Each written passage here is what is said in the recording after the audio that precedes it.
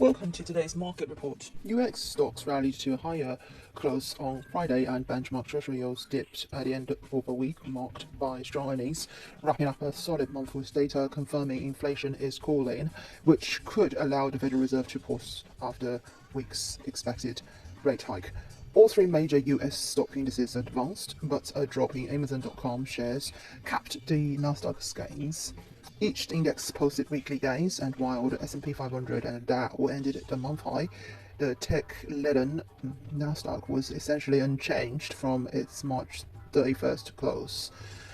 The narrative got the session off to a rocky start after Amazon.com Inc. warned of a potential slowdown, echoing Thursday's weaker than expected first quarter GDP data.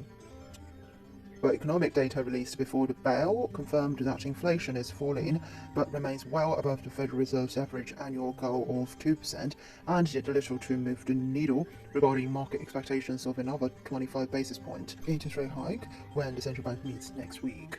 The core PCE came in as expected, still showing that inflation is coming back to earth.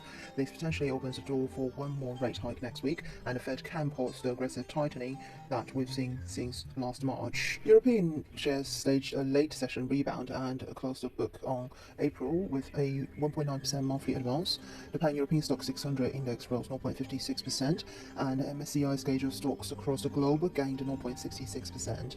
Emerging market stocks rose 0.5%. The US dollar advanced against a basket of world currencies on the heels of the inflation data and benefiting from the yen plunging after the Bank of Japan maintained its low policy rate.